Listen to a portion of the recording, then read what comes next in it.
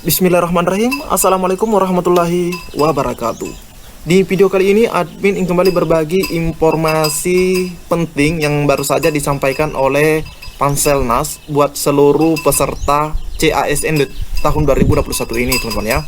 Dan ada yang khusus untuk CPNS maupun P3K. Namun sebelum lanjut ke informasinya, admin selalu berpesan agar rekan-rekan semua menyimak terus videonya hingga akhir. Jangan di skip agar tidak salah dalam memahami informasi yang admin sampaikan.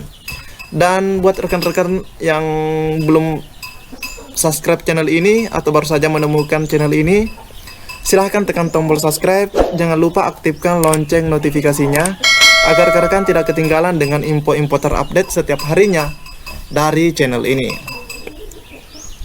Jika sudah, admin ucapkan terima kasih dan kita lanjut ke informasi intinya. Nah, informasi intinya ada di sini teman-teman ya, di postingan Bapak Abi Ridwan. Ya, ini informasi pertama yang akan admin sampaikan, di mana 17 menit yang lalu beliau itu mempost di Twitternya, mereka yang lakukan kecurangan dalam pelaksanaan seleksi dengan CATBKN, hati-hati. Percuma nilai tinggi jika nanti didiskualifikasi. Nah, ini peringatan dikhususkan untuk yang CPNS dulu teman-teman ya, nanti P3K. Jika perlu dilaporkan ke polisi. Jadi buat rekan-rekan yang belum mengikuti seleksi CPNS, ya jangan gunakan cara-cara yang tidak baik. Karena di sini beliau sudah menyampaikan dengan tegas percuma nilai tinggi jika nanti didiskualifikasi. Berhenti sekarang atau menyesal nanti. Mau jadi justice kolaborator, silahkan DM. Nah, jadi ini himbauan yang penting dan harus diperhatikan buat rekan-rekan yang mengikuti seleksi CPNS maupun P3K non-guru. Karena kita tahu bersama bahwa P3K non-guru itu menggunakan CATBKN teman-teman ya. Nah, selain daripada ini, 4 jam yang lalu juga beliau mempost di Twitternya dengan kalimat seperti ini, survival of the fittest, atau kelangsungan hidup yang terkuat. Nah, lagi-lagi beliau mempost di Twitternya dengan isi yang butuh analisa teman-teman ya. Nah, sebagaimana dengan postingan beliau sebelumnya, itu adalah jawaban mengapa dinosaurus, Nokia, BlackBerry, Yahoo kehilangan dominasinya. Tanpa kemampuan adaptasi mengikuti perkembangan, kita hanya akan jadi sejarah.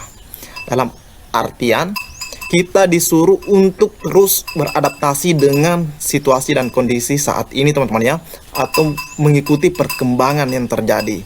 Jika tidak, kita hanya akan jadi sejarah. Betapapun jasa kita di masa lampau. Nah, selanjutnya beliau di sini lagi memberikan informasi, jadi ASN harus siap beradaptasi melayani. Nah, ini butuh penafsiran lebih dalam teman-teman ya, terkait apa yang beliau sampaikan. Yang paling terpenting di bagian bawah sini, jadi ASN harus siap beradaptasi melayani. Nah, kemarin admin sudah informasikan mengenai gambaran afirmasi sebagaimana yang ada di sini teman-teman ya, gambaran afirmasi. Namun 16 jam yang lalu setelah beliau mempost mengenai gambaran tersebut, beliau lagi memberikan informasi kepada kita semua bahwa data sudah masuk. Lega, besok biarlah menjadi urusan besok. Nah, berarti data sudah masuk ini sudah jelas siapa yang berhak menerima afirmasi. Terus mengenai data yang masih dikelola kemarin yang menjadi salah satu penyebab dibatalkannya pengumuman, sepertinya juga sudah rampung karena beliau sudah mengatakan lega dan tinggal kita menunggu hasil pengumumannya pada saat di hari H teman-teman ya. Semoga saja akan menjadi kabar gembira buat kita semua mengenai pengumuman tersebut. Semoga yang sudah lulus tetap lulus dan mengisi formasi sesuai dengan tempat yang mereka lamar, dan yang kemarin kekurangan daripada nilai passing grade-nya semoga bisa menjadi passing grade setelah mendapatkan afirmasi. Amin. Kita hanya bisa berdoa dan berusaha, namun kita serahkan kepada Yang Maha Kuasa selebihnya, teman-teman ya. Jadi yang paling penting itu di sini, selain daripada kita sudah diberikan informasi mengenai data yang sudah masuk. Dan di sini juga ada himbauan untuk para pelamar CASN di BKN. Maksudnya yang menggunakan CAT BKN, baik CPNS maupun P3K, non-guru, yang dihimbau jangan melakukan hal-hal yang curang, karena akibatnya bisa fatal. Teman-teman ya. Nah, selain daripada informasi ini, ada juga informasi lain yang bisa kita simak bersama-sama di video ini.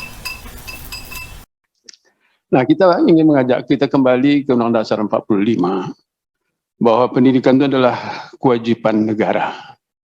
Jadi negara ini yang mengurus pendidikan. Tapi karena negara belum mampu, maka diminta masyarakat untuk membantu. Maka berdirilah yayasan pendidikan-pendidikan swasta dan juga guru-guru swasta. Nah, ini hendaknya kita menempatkan kita di mana nih? Nah, menyediakan guru juga tanggung jawab daripada negara. Negara belum mampu, maka serahkan pada swasta. Maka terjadilah honorer-honorer di mana-mana. Dan ini luar biasa pengabdian mereka. Nah, semestinya kita berpihak kepada mereka, kita berdiri di belakang mereka, mengabdi dengan segala pengorbanan. Ya, honor 300.000, 500.000 itulah yang mereka hadapi bertahun-tahun. Dan mereka tetap bekerja, membantu pendidikan kita ini, negara dibantu, masyarakat dibantu. Dan mereka memang diridai Allah. Dengan 500.000 bisa makan. Ya, jadi keadaan yang sangat apa adanya. Nah, mereka bertanggung jawab terhadap tugasnya. Mereka dengan keadaan sesulit-sulitnya mereka tetap melaksanakan proses belajar. Ini yang harus kita hargai. Jadi mahal nilainya itu adalah jiwa kependidikannya. Jadi bukan nilai angka-angka di tesnya itu, selama bertahun-tahun nilai pendidikannya sudah ada pada mereka. Itu yang harus kita hargai. Ya, jadi luar biasa jasa mereka ini. Dan kita ingin awalnya mengangkat mereka jadi PNS, jadi pegawai, jadi P3K. Tapi terhadang peraturan harus melalui tes. Nah, tes ini barangkali hanya sekedar untuk melaksanakan kewajiban. Karena mereka sudah punya kemampuan sebagai pendidik tadi, jiwa pendidikan itu yang belum didapati oleh orang-orang muda. Mereka bertahan. Ya, seandainya lah, ya tapi tak mungkin terjadi. Mogok para guru-guru honorer ini se-Indonesia, kiamat pendidikan kita. Karena mereka tidak punya niat seperti itu, maka pendidikan kita berjalan. Nah, ini harus dibaiki. Ya. Nah, niat pemerintah untuk mengangkat mereka ini sangat kita dukung, sangat kita hargai. Ya. Tapi kenapa harus ada tes-tesnya yang memberat-beratkan? Karena tidak semua guru kenal dengan laptop, tidak semua guru dengan komputer. Itu dihadapkan dengan ujian, mereka tidak mengerti operasional, maka nilainya banyak yang tidak diharapkan. Ya, banyak yang belum mengerti. Nah, saya mendapatkan di dapil saya di pelosok, sekolah negeri SD tidak punya satu pun guru PNS, semuanya guru honorer. Nah, mereka lah bertarung mempersiapkan pendidikan untuk anak bangsa, tapi mereka juga harus menghadapi tes yang begitu-begitu, dan mereka barangkali tidak pernah ada sekolahnya itu komputer dan laptop. Ya, suasana harusnya barang kita sepakat seperti awal semua, kita loloskan mereka ikut tes. Ya, tapi tesnya hanya sekedar mengikuti peraturan undang-undang, bukan untuk memilah-milah. Nanti sudah mereka jadi masuk, baru kita tingkatkan kualitas mereka. Ya, jadi utamakanlah ya guru-guru yang umur 35 tahun, apalagi yang 50 tahun. Nah, info kita dapatkan dari mereka, soalnya banyak dan waktunya sempit. Salah satu soal yang dikatakan kepada saya, bagaimana cara membuat sate. Bagi orang Minang tentu sate beda dengan orang Madura, dengan orang Banten satenya lain dengan orang Aceh. Jadi ini kan hal yang barangkali perlu kita tinjau lah tentang penilaian terhadap mereka.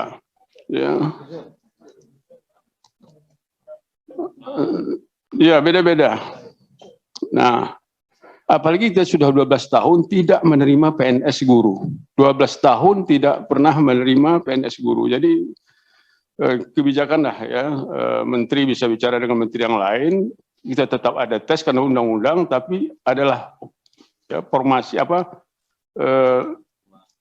untuk secara melaksanakan undang-undang, bukan untuk memilah-milah mereka, untuk penghargaan. Sekali lagi saya harapkan kita hargailah mereka karena mereka luar biasa dahsyatnya jasanya. Dahsyat sekali jasa mereka, bertahun-tahun dengan hidup apa adanya, tapi tetap berada di dalam kelas. Walaupun suasananya tidak memungkinkan kehidupan mereka itu masa depannya, tapi mereka tetap bertahan, tidak akan meninggalkan, karena ada jiwa kependidikannya. Ini saja dari saya. Terima kasih, mohon maaf. Assalamualaikum warahmatullahi wabarakatuh.